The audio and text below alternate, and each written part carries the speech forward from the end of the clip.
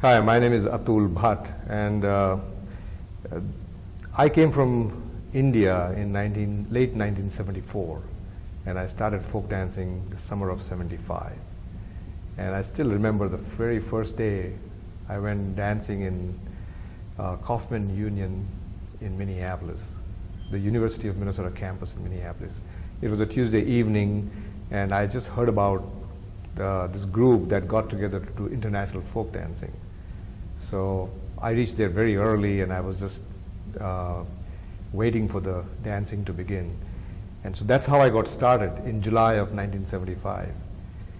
Within a few weeks, I found out that there was dancing going on everywhere in the campuses. So I think it was pretty soon that I was dancing 6 days a week. So we had Tuesday evening in Minneapolis, then Monday evening in St. Paul. Wednesday there was a group that met in McAllister College on Summit Avenue, so I went and danced there. And Sunday was a Hillel, so I did Israeli folk dancing there. That left Saturday, and Saturday was the only free day. Thursday and Friday, after a few months of folk dancing, there was a dance theater called the Ethnic Dance Theater. That was, I think it was not just forming, it had moved from Seattle, but it was beginning in the Twin Cities area. And one of the folk dancers that I got to know, she asked me if I would go to a practice for them. And I said, sure. So I went for a rehearsal, and I just sat on the side. And after a couple of sessions, they asked me to join, because one of the members was, I don't know if he was indisposed or unavailable, so there was a spot open for an Appalachian clogging dance for a performance.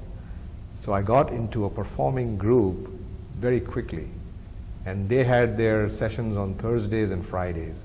So Thursday they would meet to just learn technique about different styles of dance, like Bulgarian and Hungarian and Macedonian. And Friday they would do rehearsals for upcoming shows. So that's how I got to dancing 6 days a week, and Saturday was left all by itself. So it was very intense beginning, and I just fell in love with the music, the dance, the people, and it was I had a great time. Now, did you dance at all in India? Yes,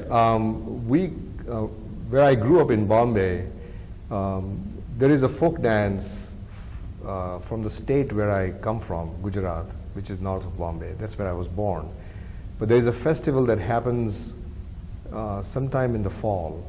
According to Indian calendar, it falls somewhere between end of September and end of October, according to Western calendar. And that's the last month of the Hindu year. And the first 7 nights, that's called, the first 9 nights, they are called Navaratri. Nava means 9, and Ratri means night. And so there is a folk dance that happens every night. And the 10th day, it's apparently a battle between some good and evil, and the 10th day was a victory. So these 9 nights and the 10th day are celebrated in different manner all over India. And with the state where I came from, and there was a big community in Bombay, they would do a couple of folk dances every night. And so that's how I got started as a kid. And that was also very intense. We would start dancing around 9:30 or 10 in the night and go all the way up to 2, 3, 4 in the morning.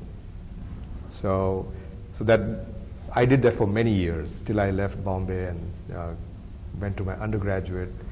And even for my undergraduate, fortunately in Calcutta, I got time off during that period, because in Calcutta the same 9 nights are celebrated as Durga Puja, which is different. It's all worshipping the goddess. So I got to come to Bombay during that time and still continue my dancing. And when I left India and came to the US, so I came to the US to do my graduate school in computer engineering. And I was doing my graduate work, doing my master's and PhD. And so while I was doing that for 4.5 years, between 75 and 79, I was doing folk dancing. And I continued my Indian folk dance as well, but that only happened once in a year actually.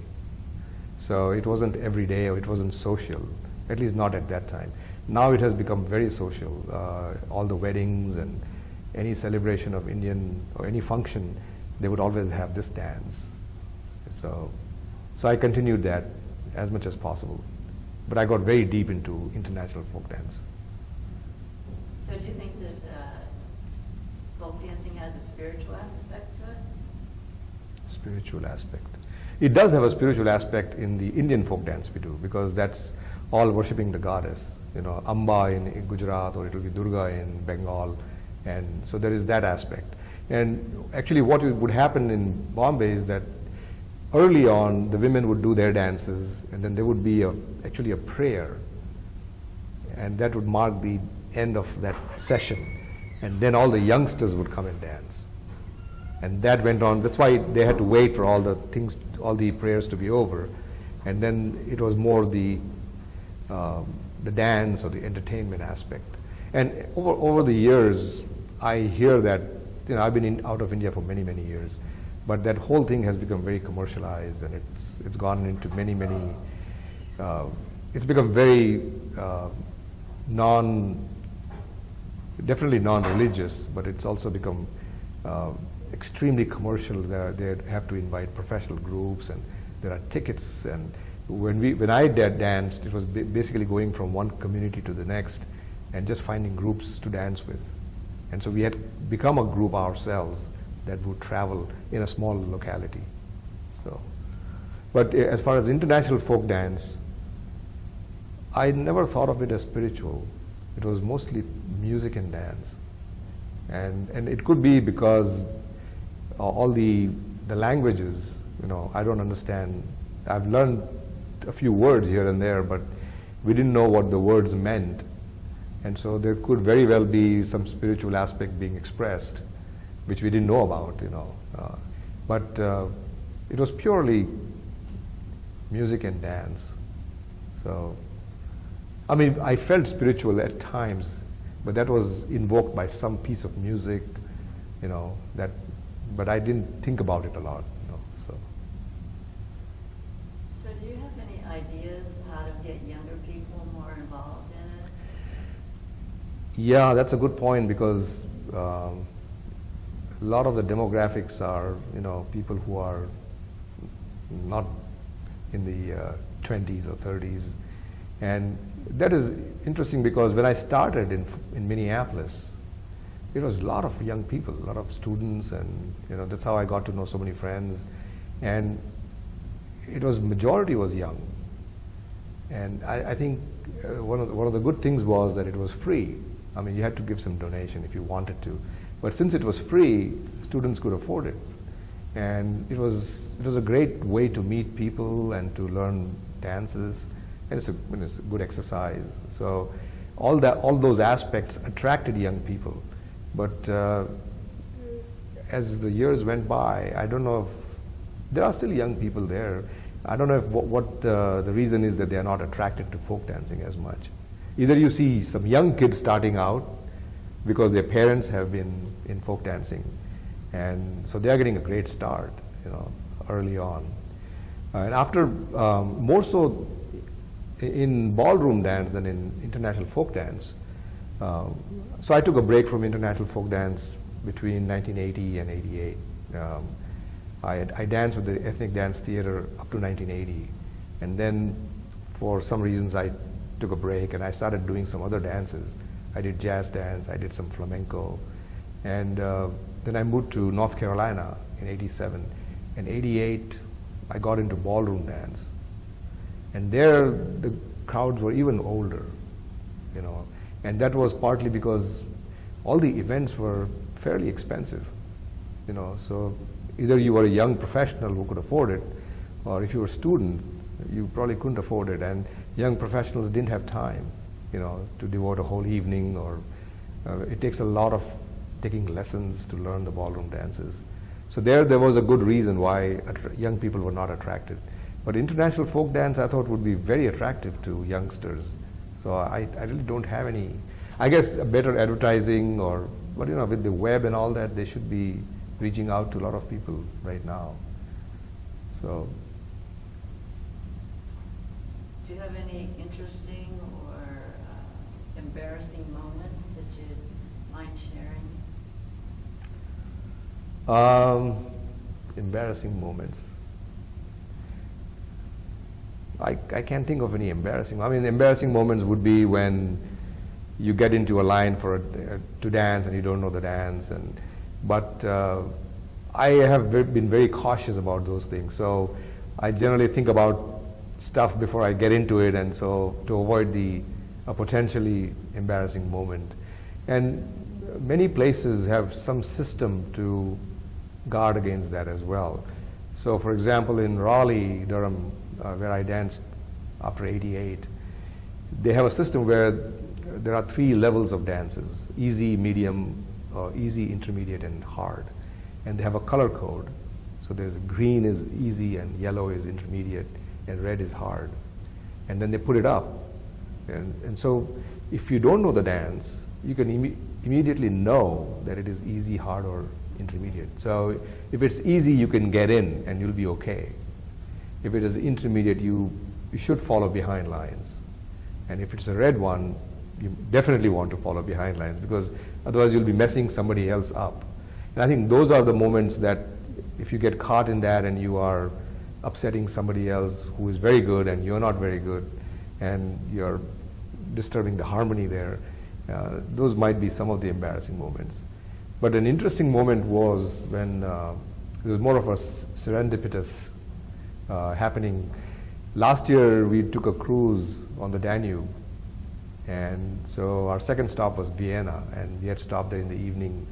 And after dinner, my wife and I went for a walk across the bridge on the other side of the Danube. And as we got off the bridge, I heard one of the folk dances being played, and so I looked, and there was a group of about 50 dancers in the open. So I immediately went and joined in the line without missing a heartbeat. And that was completely unexpected. I had not expected that there would be I would run into a folk dance group on a cruise when we were just taking a walk. I have reached out to groups when I was traveling, and I had a directory, and I would say if I was in San Diego and I had some time, I would look up some groups, and if it worked out, I would go and join them. And so I have done those things, but then I was seeking them out on my own. This was completely unexpected. So to me, that was very interesting. So how did you feel then? Oh, I felt great. And my wife, we didn't have a camera because we left everything on the ship just to take a walk. I didn't want to carry anything. And she wished she had a camera, she could take a photograph. But it's a good memory. So it was just a bunch of local people? No, actually they were all, it was all probably local Vienna, city folks, but folk dancers. And they had a small setup in the center. It was not very elaborate, like a CD player or something. And there was a good line, and they were dancing a dance, Rumelai, which I knew. I knew the words of the song. So people asked me afterwards, how do you know this? I said, well, we do the same dance in the US, in North Carolina. And so one of the organizers, she actually talked to me a little bit more. And then she took me and my wife to the office where they meet as folk dance organizers. And so we took the train to the city center, and then she showed us around, and we had a very nice chat about it. So completely unplanned, unexpected, and they were. People are always very happy to see somebody from completely a different environment come and join the dance, and it is the same dance, So it's like a common language. So, and I've done similar things. I was just talking to David Winsky, our teacher, who's from Pittsburgh, and I was a visiting scientist at the Carnegie Mellon Software Engineering Institute, and I would go there every month once. And I found out that they meet near the campus on Tuesday evenings. So I went one evening, I literally walked into a dance, because I knew the dance, and just joined the line, which was, that's the best part of folk dancing, is that even if you have a few variations, the same dances are being done by different groups, and it's almost seamless from city to city. So there's a lot of a connection that. Lot of connection, a lot of, and you may not know anybody, but, and you may not know the dance in which you guess you'll sit out for a while, but pretty soon they'll play a dance that you know, or you can request one based on, and I always keep a very low profile if I'm in somebody else's group, just to make sure that I don't upset their system, because they all have different systems.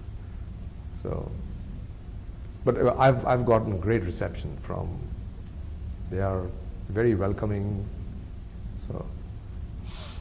If you were going to request a dance, what dance would you request? What dance would I request? I have a few favorites that I like a lot, like Bhavno Oro, which is a very old, it's not that complicated, but it is still very interesting.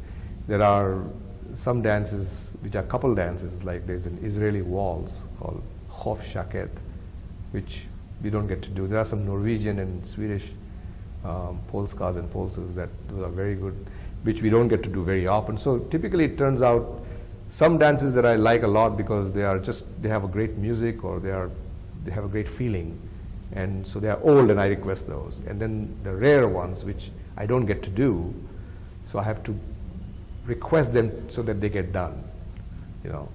Like Mayuri's Wedding, which is a square dance, which we don't get to do very often in our group because we don't have enough people. You need 4 couples. And not everybody knows it, so we have to walk through it. So it takes some work, but once it works out, it's just a beautiful dance.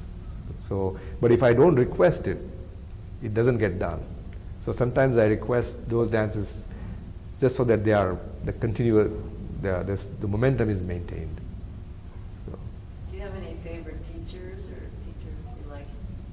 Yeah, I've had the teachers here they're excellent. One of my most favorite teachers is Yves Moreau. So I had a class from him many years back. I've had him for several sessions, mostly for Bulgarian dances, and that's because I think his wife teaches French Canadian clogging or French Canadian dances. But I like him a lot. He's got the clearest teaching style, and he's very unassuming, which I like. There have been a few teachers they tend to show off a little bit, and that gets a little old. But Yves Moreau has been very good, and there are other very good teachers. So there's Dick Crum. I had some classes with him, and then we had in our dance theater, at the Ethnic Dance Theater, we had a sort of a visiting teacher, and one of the dances we did in our session here, the very first one, his name is Atanas Kolarovsky. So he used to come and teach us workshops just for the dance theater group. So he taught us some very good dances. So the teachers are very good. I mean, they do a lot of. Eric Bendix, who has been a teacher here in the Asheville, this play shop for many years. So I know him personally, and he's got a very good teaching style and good repertoire of dances. So have you gone to other workshops around the country then? Yes, I have, but I did that a lot more in the past. I used to go, there was a workshop that happened in a place called Buffalo Gap in West Virginia. And so they had an international folk dance camp in Memorial Day and Labor Day. I don't remember which one, but definitely Memorial Day. So I went to a few of those. Then in 1989, once I had moved to Carolinas, we started a small Scandinavian dance group, just two couples. And so we would get together on Sunday morning at somebody's house and go through some really difficult dances. And so I got into Scandinavian dancing, and then there was a workshop that was starting in Buffalo Gap. It's called Scandia DC, and it was being organized by some Scandinavian group in Washington DC area. And that was for one weekend in September, and that started in '89. And I started attending those every year for many years. So that was a pretty regular venue. And then I've been to workshops in like Nashville, Autumn Leaves, around Minnesota, Twin Cities area, and then off and on on the East Coast. I haven't been to any workshops on the West Coast, like Mendocino or somewhere, which I heard are very good. So it has all slowed down now. Now I come to this one the play shop every year. So if you were going to name this documentary about folk dance, do you have any ideas what a good name would be for it? Good name for a documentary. I don't know. I'll have to think about it. I'll come up with something that is pretty trite, So I don't know, an international language for something. It's to me, it's not only it is so enjoyable because of the music and the dance aspect, but you really get to meet some very good people, and a lot of the folk dancers that I've met are very accomplished in their own fields, and you meet a mix of people, but my experience has been very good, and you develop some really good friendships as well over the years, and then you get to learn about cultures, and it all depends upon how deep you want to get into it. I would take interest in some countries from where I like the dances, so I would learn about them. So it sort of steers you towards all these new areas which you would not do otherwise. And then it's good for your health, I think. So there are so many aspects that are so good about it that I think everybody should do it. So I'll have to think of the title. So in closing, is there anything that you'd like to just add? Yeah, I would like to add that I consider myself very fortunate that I can do this. That I have interest in such diverse cultures and diverse music and dancing, and I'm just glad that I have interest, because if I didn't have interest, I would not do it.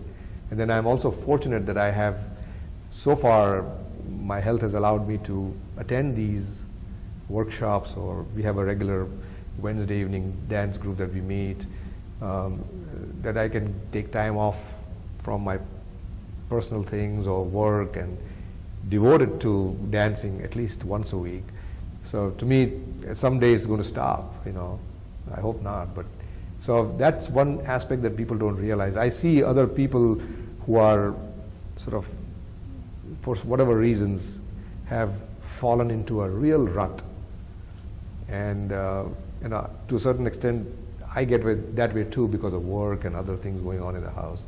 But I still have that courage to break away from that and do this. So to me, that's very fortunate.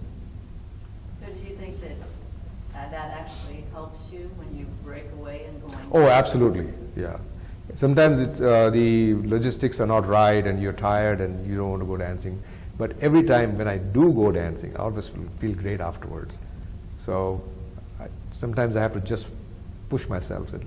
The long distance driving, or you're tired from work, or the weather is not good or something. But it always feels good afterwards that you went, because I don't know, it's hard to explain.